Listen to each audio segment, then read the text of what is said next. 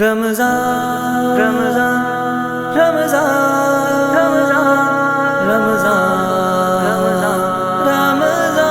رمضان بسم اللہ الرحمن الرحیم والصلاة والسلام علی رسول اللہ وعلی آلہ وصحابتہ اجمعین اما بعد اعوذ باللہ من الشیطان الرجیم یرید اللہ بکم اليسر ولا یرید بکم العسر وَلِتُكْمِلُوا الْعِدَّةَ وَلِتُكَبِّرُوا اللَّهَ عَلَى مَا هَدَاكُمْ وَلَعَلَّكُمْ تَشْكُرُونَ۔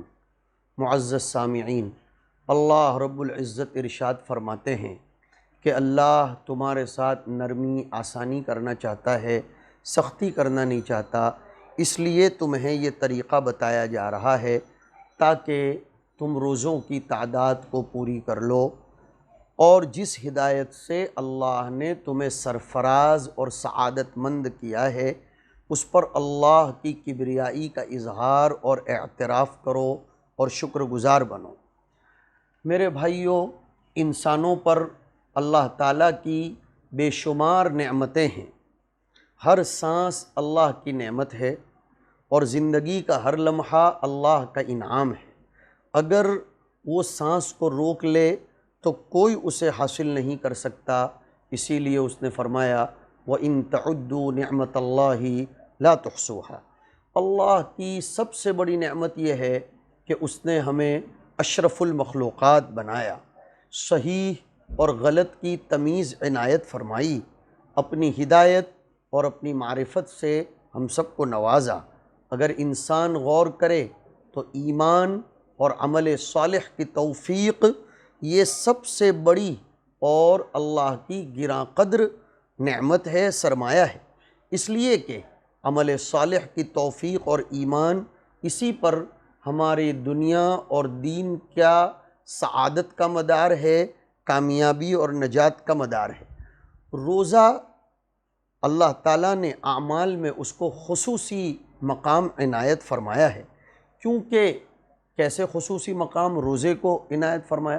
کیونکہ حدیث قدسی میں حضور اللہ کی طرف سے نقل فرماتے ہیں کہ انسان کا ہر عمل یہ اس کے لیے ہے سوائے روزے کے کہ وہ میرے لیے ہے، میں ہی خود اس کا بدلہ عنایت کروں گا۔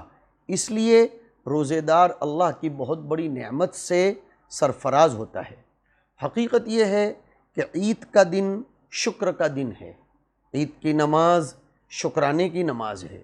جب انسان کو کوئی نعمت ملے تو اس نعمت کا تقاضا یہ ہے کہ اس کا شکر ادا کرے۔ ھذا من فضل ربی لیبلونی ااشکر ام اکفر۔ دیکھیے، فضل ربی کے اوپر مرتب ہوا کہ میرے رب کا فضل اس لیے ہے کہ میں اس پر شکر ادا کروں۔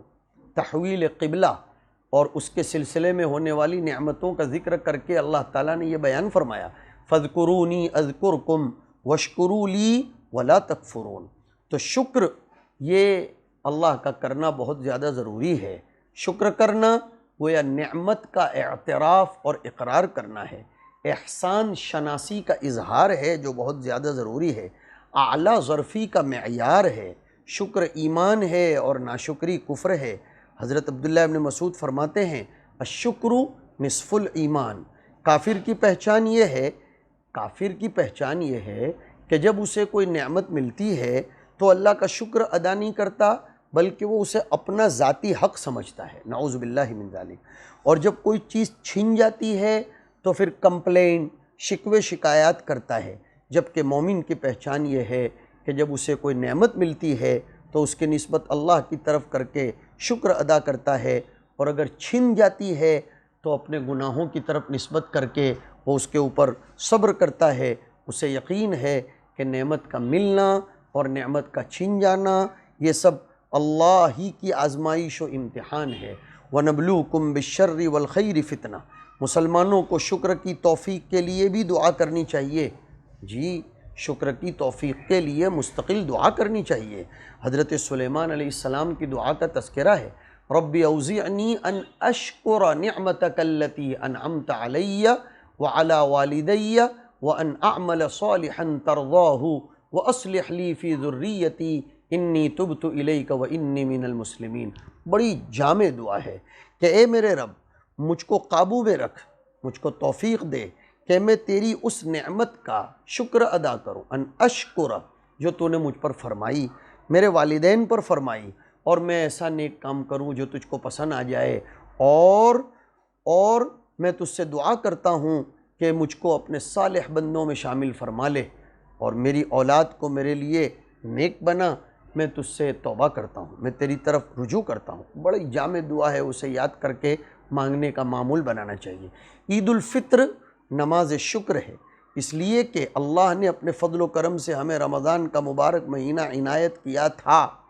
روزہ، تلاوت، نوافل، صدقات، خیرات، جود و سخا، معمولات، ان سب کی توفیق بخشی تھی، اللہ کی توفیق سے ہوا ہے۔ ہمیں ظاہری اور معنوی برائیوں سے پاک ہونے کا موقع دیا اللہ نے۔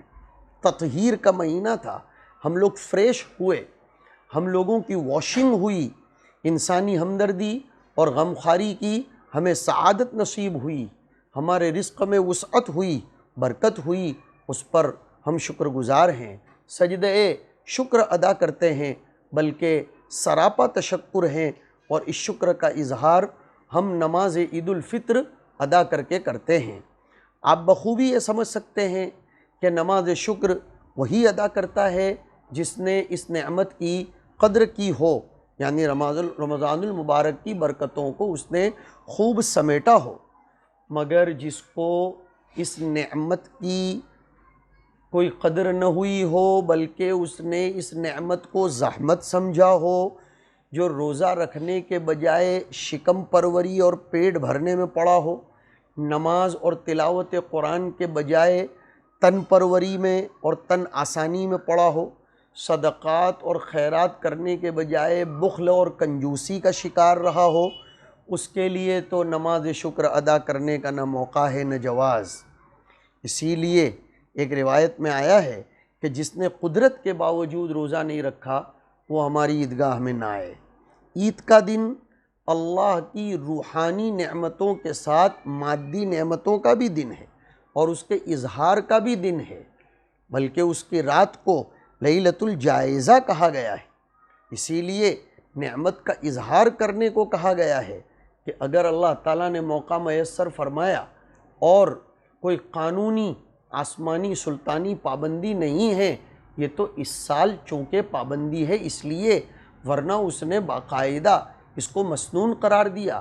اچھے کپڑے پہنو، اچھی خوشبو لگاؤ، اور ایمانی غیرت، ایمانی شان و شوکت کے ساتھ نکلو، اور پھر اپنی زبان سے بھی اللہ کی نعمت کا اظہار کرو، اس کے شکر کا اظہار کرو۔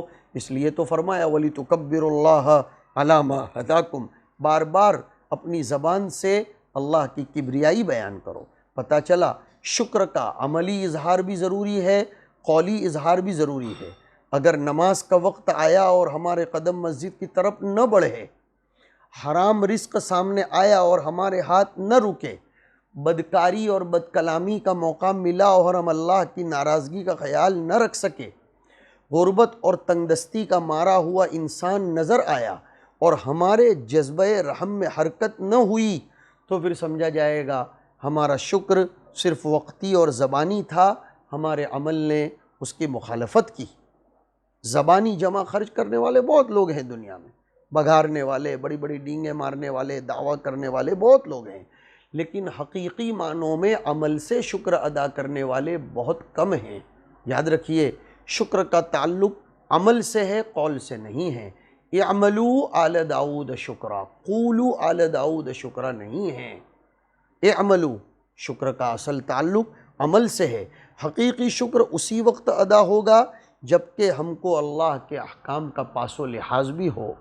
فرض شناسی کا شکر اور سپاس کی بنیاد یہ اسی پر ہے، جو فرض شناس نہیں وہ شکر گزار بھی نہیں ہو سکتا۔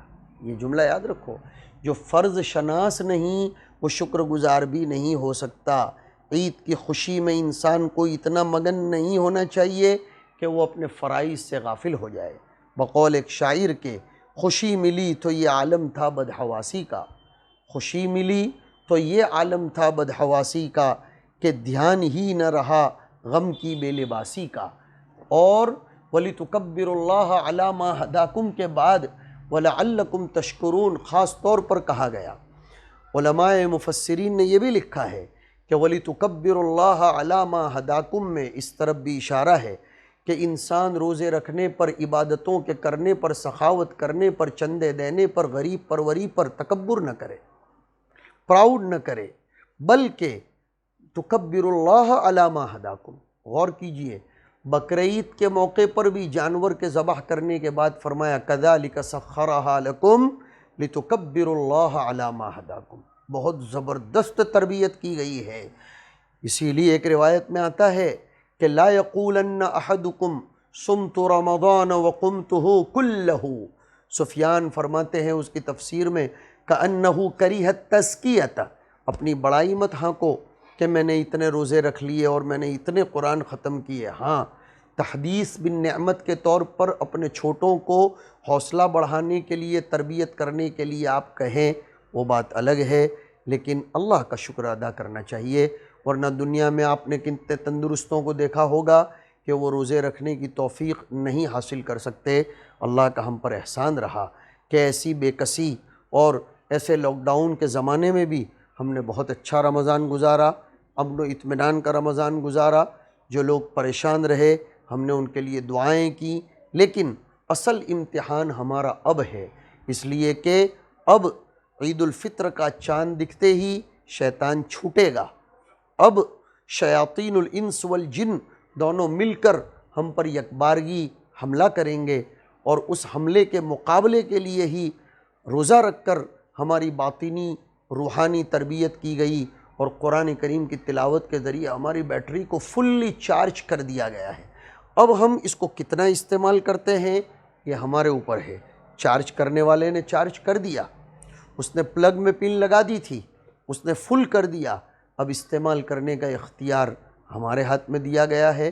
اللہ سے شکر ادا کرنا چاہیے، دعا مانگنی چاہیے، اور جس قسم کی جو بھی ہدایت ہمارے بڑوں نے حکومت کے قوانین کی روشنی میں دی ہو اس کو بجا لانا چاہیے۔ عید کے دن کو فرط مسرت میں آ کر قانون شکنی کرنا یہ مسلمان کا شیوا نہیں ہے۔ ملک کے قانون کی پاسداری کرنا یہ ہمارے وفادار شہری ہونے کی علامت ہے۔ ہم یہ کریں گے، یہ ہمارے اللہ کا فرمان ہے، اور ہم غریبوں کا مکمل خیال کریں گے۔ رمضان کے بعد بھی ہم اپنی نفسانیت پر نہیں چلیں گے، بلکہ سال بھر تک کے لیے معمولات کی پابندی، ذکر اللہ، تلاوت قرآن، تربیت اولاد، اور اللہ سے دعا کریں کہ جلدی سے مسجدیں کھل جائیں اور ان کو آباد کرنے کے مواقع میسر ہوں۔ ہم یہ سب کریں گے۔ لاک ڈاؤن کھلنے کے بعد ہم بد تہذیبی اور بے تہذیبی کا مظاہرہ ہرگز نہیں کریں گے۔ اور پھر یہ بات اخیر میں سنا دوں، پورا مہینہ آپ حضرات نے چینل کو سنا، توجہ سے سنا۔ اللہ تعالیٰ فرماتے ہیں سننا مقصود نہیں ہے، سن کر عمل کرنے والوں کو بشارت دینے کا حکم خود اللہ دیتے ہیں۔ فبشر عباد، فبشر عباد، حضور کو مکلف کیا جا رہا ہے کہ نبی آپ میرے بندوں کو خوشخبری سنا دو۔ کن بندوں کو؟ الذین یستمعون القول فیتبعون احسنہ، جو بات کو سن کر پھر ان باتوں کے اوپر عمل کرتے ہیں۔ کائے کی خوشخبری؟ زبردست خوشخبری جس پر دنیا اور آخرت کی کامیابی کا دار و مدار ہے کہ اولئک الذین ہداہم اللہ واولئک ہم اولو الالباب، کہ یہ وہ لوگ ہیں جن کو اللہ نے ہدایت دی، اور یہ وہ لوگ ہیں جو عقل مند ہیں۔ اللہ تعالیٰ نے جن کو مغز نصیب فرمایا ہے، جو ظاہریت پر نہیں مرتے بلکہ عمق پر نظر رکھتے ہیں، گہرائی میں جاتے ہیں۔ اپنی فکروں کو بلند بنائیے، اپنے بچوں کی اچھی تربیت کیجیے، شیاطین الجن والانس سے حفاظت کے لیے ہر وقت سامان کو مہیا کرتے رہیے۔ میں تہہ دل سے آپ سب کا شکر ادا کرتا ہوں کہ آپ نے روزانہ وقت نکال کر اس عاجز کی باتوں کو سنا، عمل کی نیت بھی کی۔ اللہ تعالیٰ میرے لیے صدقہ جاریہ بنائے، اور امید کرتے ہیں کہ ویسے بھی عام دنوں میں وقتاً فوقتاً اس چینل کے توسط سے ہم آپ کی خدمت میں پہنچتے رہیں گے، تاکہ تبلیغ اور دعوت اسلام کا کام ہو، اور تہہ دل سے آپ سب کو، آپ سب کے توسط سے، آپ سب کے متعلقین اہل و عیال کو عید کی مبارکباد پیش کرتا ہوں۔ دعا کرتا ہوں کہ اللہ تعالیٰ ہماری زندگی کا ہر دن عید کا دن منائے، اور سب سے آخری جو وقت ہو وہ ہمارے لیے عید کا وقت بن جائے، اللہ کی طرف سے خوشخبری مل جائے کہ ارجعی الی ربک راضیۃ مرضیہ، حضور کا دیدار ہو جائے، اللہ رب العزت کی رضامندی کا پروانہ مل جائے، اور ایسی عید مناتے مناتے ہم اللہ کے حضور پہنچ جائیں، اور پھر حضور اکرم صلی اللہ علیہ وسلم کے ہاتھوں حوض کوثر کا جام نصیب ہو۔ یہی کسی اردو کے شاعر نے کہا ہے کہ میری زندگی تیری بندگی ہے اور تیری بندگی میری زندگی ہے، اور ہم لوگوں کو وہ شعر یاد رکھنا چاہیے، لیس العید لمن لبس الجدید انما العید لمن خاف الوعید، کہ عید صرف اس کی نہیں ہے جو نئے کپڑے پہن لے، عید تو اس کی ہے جو اللہ کی وعیدوں سے ڈرے۔ فرائض کا اہتمام کرو، حقوق اللہ اور حقوق العباد کے بجا لانے کی فکر کرو، اور جو علماء کرام نے چینل کو سنا ہے ان علماء کرام کی خدمت میں محبت بھرا پیغام ہے کہ وہ ان باتوں کو دوسروں تک پہنچائے، امت میں بیداری لائے، اور بھی بہت کچھ نکات پوائنٹس ہمارے ذہن میں تھے جو رہ گئے ہیں، لیکن جیسے میں نے وعدہ کیا کہ زندگی کی سعادتیں اور زندگی کے لمحات میسر ہوئے تو انشاءاللہ تعالی ہم بار بار آپ کی خدمت میں حاضر ہوں گے۔ پھر ونس اگین آپ سب کو عید کی مبارکبادی کے ساتھ رخصت چاہتے ہیں، اللہ تعالیٰ خوب مبارک فرمائے، اور عافیت کا، صحت کا، نعمت کا، تندرستی کا، حفاظت کا ہم سب کو لباس پہنائے۔ ھذا وصلی اللہ علی سیدنا و مولانا محمد وعلی آلہ و صحابتہ اجمعین۔